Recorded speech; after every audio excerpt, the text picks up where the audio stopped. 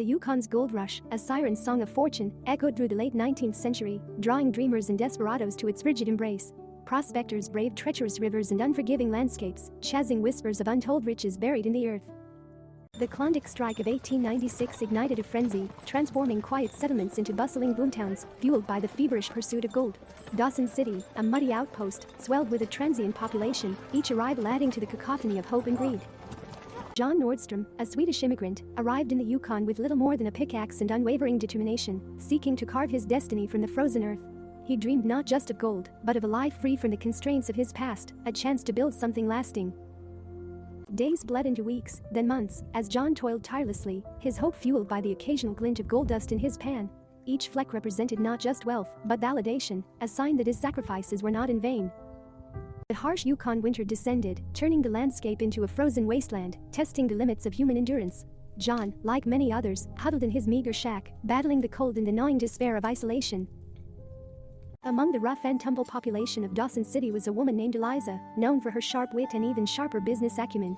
She ran a trading post, providing essential supplies to the prospectors, and quietly amassing her own fortune.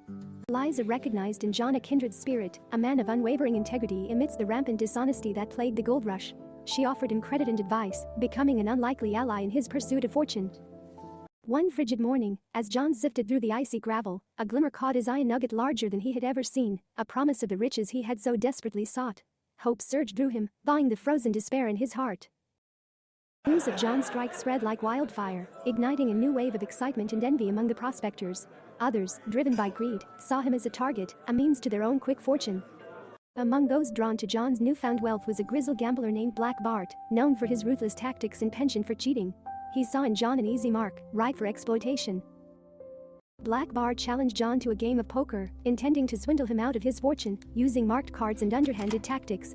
John, naive to the gambler's schemes, accepted the challenge. As the game progressed, Eliza, sensing the danger, subtly signaled to John, revealing Black Bart's cheating. John, realizing he had been duped, confronted the gambler, sparking a tense standoff.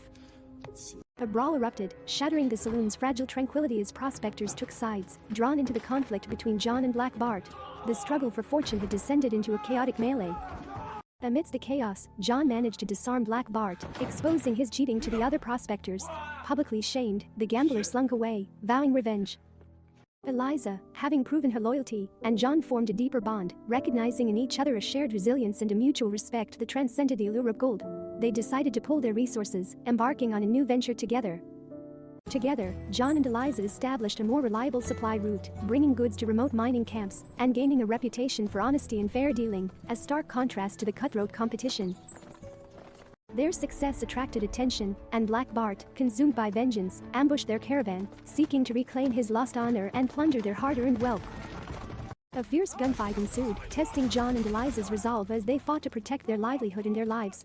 The echoes of gunfire reverberated through the wilderness, a stark reminder of the dangers that lurked in the pursuit of fortune.